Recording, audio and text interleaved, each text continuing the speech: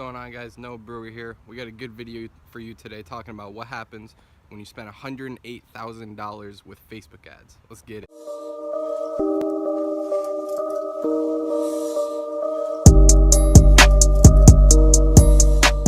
Okay, so what happens when you spend $108,000 on Facebook ads? Dive right into it. So the first thing is we were advertising all this money to a video, so we were building really big video view audiences. Now we had like 4 different videos, so this isn't all of them, but this is like the main one that we ran a lot of the lookalikes to. The post itself got 5 million reach and 4.5 million video views, and they were all lookalike audiences, so it was a really high quality audience, and the retargeting on these was insane. And also we made lookalikes on them, and they did really well because there's just so many people. You can see 3.5 million in our 3-second video view retargeting, 900K in our 95%. These two were always the best performers. These two not so much, and the 10-second one we didn't even really mess with because we couldn't get it to work. But yeah, these numbers are insane in terms of like building an audience. Engagement audiences, if you don't know what these are people who comment, like, share, even it doesn't include video views, but people who click on your post, like your page, like the post, stuff like that. So you can see engaged with Facebook page. This is just essentially everybody who even touched your Facebook page.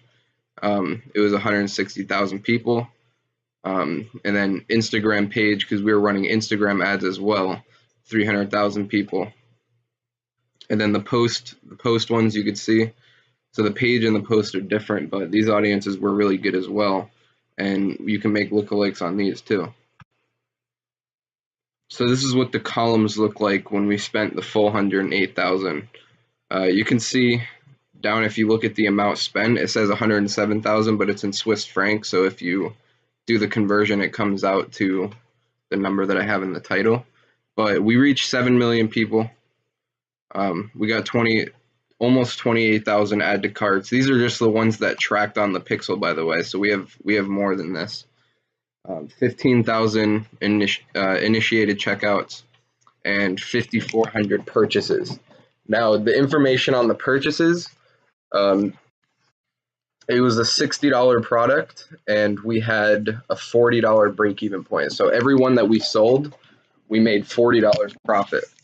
And that was before processing fees. After processing fees, it was like 35 or so. And again, this is just what tracked. So if you look right here, you see it says 300,000 in sales. Really, it's more like 350 or 360. And yeah, we'll cover that right now. You could see the time span was 3 months for pretty much this entire campaign.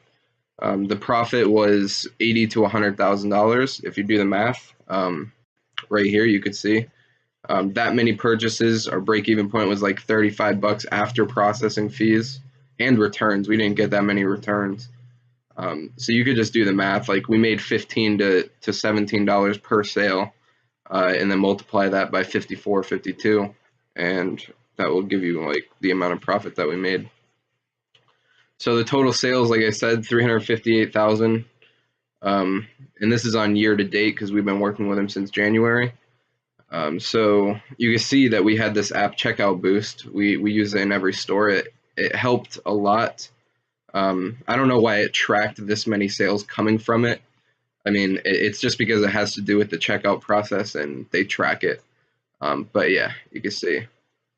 Messed around with ClickFunnels a little bit. We messed around with Messenger. We actually got Messenger. We got a lot more sales than that from Messenger. That's just what tracked for some reason. We were actually running ManyChat ads, so Messenger bots and stuff, and that was highly profitable. So here's the main things that I learned. Get your business set up before you hit 1K days, even sooner, because you will have payment processor issues if you don't have a legitimate business set up. And in some countries, I know in the US you can do it probably in like a week, but in some countries it takes like 2 to 3 weeks, even 4 weeks. So it costed us a lot of money because, as you see, he's the owner of the store is in Switzerland, so we had to wait about a month for it to get set up, and there was like a 5 to 6 day period where PayPal was being stubborn, and they basically just said, we're not going to allow you guys to process payments, like take money out of the account. They basically froze the account. So we couldn't pay Facebook. So all of our ads paused for like 6 or 7 days, and it pretty much just went downhill after that. Something with the algorithm, the pixel getting confused, something, it doesn't matter. I just know that if you don't pay Facebook while you're scaling, it's going to cost you a lot of money. Like, your ads are just going to stop performing so well. Another thing that I learned is retargeting. You need to master retargeting. You can make a lot more money if you implement the right things. A lot of people don't think about it, but when you're driving, like over 300,000 link clicks, there's a lot of stuff that you can do with retargeting, a lot. And we were probably getting 5,000 to 6,000 visitors a day. So yeah, that speaks for itself. Cross-selling and upselling is essential for any successful store. And I wish I did it a lot earlier. This is a fact. If you're not cross-selling and upselling in your current store and you have a winning product, you're losing out on a lot of money. That's all I'm gonna say. Like, we've generated a lot of money just from different products in our store. We weren't even pushing them; they were just laying there in our store, and people would go and buy them. Another thing that I learned is customer service is a major key. Towards the end of it, like towards when the product started dying, we got a really bad rating on Facebook, and it messed up our ads. So definitely try to keep your customer service on point as you're doing this. Page moderation is one of the most underrated features of Facebook pages. So with all those video views comes a hell of a lot of bad comments. And it's not even from the product that we were selling or anything like that. It's just a lot of, like, out of 5 million people, you're bound to get people that are just inappropriate, like not needed on your page, and it can have a negative effect on your image. So, we had to use page moderation. We probably had a list of like 500 words that were blocked, and anybody who tried to comment their comment would just hide. And that was really, really helpful because we didn't have to, we were getting thousands of comments a day. So it was pretty, you can't really do that yourself. So managing 2K a day in ad spend teaches you a lot about analyzing charts. And it really does, because we had a ton of ad sets running, a bunch of campaigns, and I essentially, it taught me how to like read information very, very well, and understand data, and made a lot of mistakes, and I made a lot of wins, and I learned a lot about what you should do, what you shouldn't do. It was a big learning curve for me doing this. So, you have to learn how to cut your losses and add to your earnings at the same time. And we were doing that every single day. This was a daily activity. There was not a day when we weren't inside of that ad account doing something to make it better. So that's something that, I would say we did differently than a lot of people do. A lot of people just work on their ads like once every few days. I think that's stupid. You should be in there every single day. This is probably the main driving factor of your business. At least it was for us. And we were keeping that shit. We were keeping it very. We were on our game. Let's just say that. We always knew what was happening at every minute of the day. We knew what was happening. If something went wrong, we fixed it really quickly. And Facebook was the most sensitive at our peak. Everything we did had a major effect on our profit and sales. And it really did. So, when you have a winning product and you're scaling and stuff, you need to understand that Facebook is very sensitive, and if you change something and it messes something up, there's a lot more to it. Like, there's this phrase, and I'll make a video on this, I'm sure, a No BS Shopify episode called "It Doesn't Hurt to Test." Well, sometimes it does, and sometimes it hurts a lot. If you've been in this space for a long time and you're helping people, then you know that you've seen a lot of people test things out and it just completely messes everything up. It's not that it's bad to test. It's just that if you have something that works, you should just stick to it and stop trying to be smart about it. When we were doing, $2,000 a day in profit, um, you know, the store owner wanted to change the theme, and that was just, we couldn't do it because the theme that we had was working so good, it didn't make any sense. So, taught us a lot about that. And if we did that, it probably would have killed us almost overnight because the pixel would have gotten all confused. And that's if everything went perfectly. There could have been issues during the installation process. Just don't try to change something if it's working, because Facebook ads are pretty sensitive. Like, the pixel is a human being. Like, picture your wife is cooking dinner for you every single day, like every single day, and she's doing that for like 5 years. It literally just becomes a part of your day that your wife will cook dinner for you. What would you do if just all of a sudden she just stopped cooking dinner for you?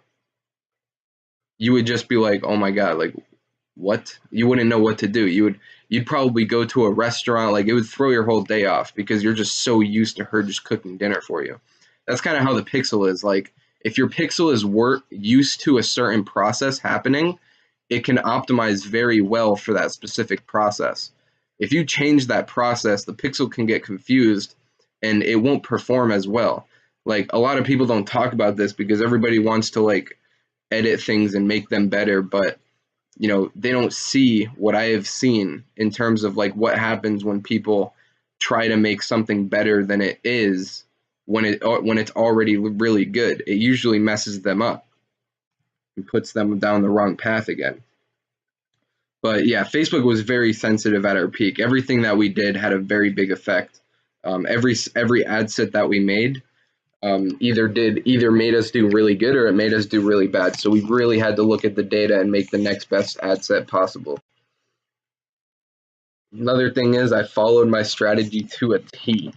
I didn't take advice from anybody except for myself, because at this point I've already grown a couple stores. I've already taken a store to 6 figures. So I already had a strategy and I knew that it worked. And my mindset here was just like, shut up and follow your own strategy. Like, do what you preach. And I did. And if you told me to do something otherwise, you were wrong. And it wasn't really an ego thing for me. It was more just like, I already knew that it worked. So I did what I knew worked. A lot of people try to take advice from too many different people. And I was just straight up focused on my strategy. I didn't go to anybody for help because I already knew what I was doing. But yeah, biggest advice, follow a strategy and only one strategy, and don't listen to anybody else if they're not following the same strategy. Because like I said, Facebook is very sensitive. If somebody has a strategy that works, it's basically like cracking the code. And if you take 2 different strategies and you try to mix them up, then you're not cracking the code anymore. You're kind of just like throwing random things at it. And that's not ideal. Like, that doesn't work. And a lot of beginners make this mistake, whereas they're going to be making posts in Facebook groups asking people for advice, and they try to listen to everybody in there, or they read Facebook blog posts and shit like that. They try to take advice from way too many people, and it just messes them up because it doesn't work when you do that. You have to find one person who actually knows what they're doing, and you got to listen to them. Everything that they do, you should be doing, and if they don't do it, you shouldn't be doing it. You should literally follow the strategy to a T. And yeah, like with what I learned from this store, I even added some things into my strategy, like cross-selling and upselling. So we rarely scaled ad sets, and when we did, they made less money. So this was just something that we observed, and we did have ad sets that were like higher than $5 a day, like 10, 15, 20, and they were doing pretty good. But usually if we duplicated an ad set that was at $5 a day and we made it $10 a day, if the $10 a day was more expensive than the $5 per day, we would usually just let the $5 per day run because it would be more profitable in the long term. It would just take a little bit longer to get the sales. And it ended up being a lot more profitable in the long term. You wouldn't believe how many stores are out there right now doing like $2,000 a day, but only like few $100 profit because they're so anxious to scale and they don't understand that like it's perfectly fucking okay just to have $5 per day ad sets. you don't need to scale upwards. And if, the way that we scaled was just keeping on adding more $5 a day ad sets. So we had a ton of $5 per day ad sets. It wasn't like we just made 5 of them and then scaled each of them to like $500 a day. No, we had a ton of them, and that's why it was so consistent. But yeah, we just let the $5 per days run. If we scaled it up and it wasn't more profitable, like most people say they'll make it up in volume, but for us, it was more like, let's just wait a little bit longer for the sales, but we'll make more profit in the long term, right? So that was our mindset. And in my opinion, that's the right mindset to have, because it doesn't make sense to me trying to just like, you pay a little bit more for a purchase and it might make it up in volume in terms of short-term profits, but in long-term profits, you'll make more money in your pocket at the end of the day if you go with the one that has the lower cost per purchase. So, I mean, definitely test them. But in my opinion, if you duplicate a $5 per day and you make it 10 and the cost per purchase is higher on the 10, you should just let the $5 per day run. I mean, because that's the one that's making you more money. So, we followed the strategy. We only created one new ad set per day. And I don't know if you saw my video on from $100 a day to 5K a day in 30 days. That was this same exact store. So, a lot of people think that you have to make a ton of ad sets to scale really quickly, and you have to increase the budget a lot. Well, I'm here to shut you up, because it's very not true. We scaled this store from $100 a day to 5K a day in a 30-day period. That means in the beginning of the month, we were just getting excited because it was just starting to work. And then by the end of the month, we were already doing 5K a day. Kind of hard to realize, but we did it only creating one new ad set per day. Now, you might be wondering, like, how did we scale up that quickly by only creating one per day? Listen. It's because we focused on making the best one ad set rather than a bunch of random ad sets. We were actually doing it. We weren't just fucking creating 50 ad sets and hoping that it worked. We were actually taking the time, reading the data, focusing on, like, if we can only make one ad set right now, what would it be? And we actually had to answer that question and take action on it. This allowed us to scale very efficiently, and it gave us the focus needed to make the best quality ad sets. Our success rate was 80 to 90%, which means almost every day we were adding on an ad set that would end up working for the next 3-4 months. You know what I mean? So a lot of people just create 50 ad sets and maybe 10 of them will work. If we created 50 ad sets, 40 of them will work. That's just because we took the time to read the data.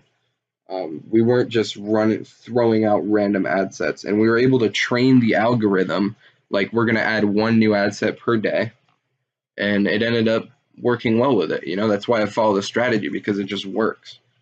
And I just want to shut up the people who think you have to scale upwards, like scale budgets and scale different ad sets really aggressively to be super profitable really quickly, because it's not true at all. You can scale slowly and be very profitable very quickly. Alright, so that was the end of the video. I hope you guys enjoyed and got a lot of value out of it. Maybe learned a little bit about what I learned spending over $100 grand with Facebook ads in one store, right? So make sure that you subscribe. I know I don't usually ask you guys to do this, but I'm dropping a lot of banger content. I'm trying to do it every single day. I didn't upload yesterday just because I was working on finishing up a webinar that I'm about to launch. But yeah, that's it for this video. And I'm Noah Burr, and we're good here. Peace.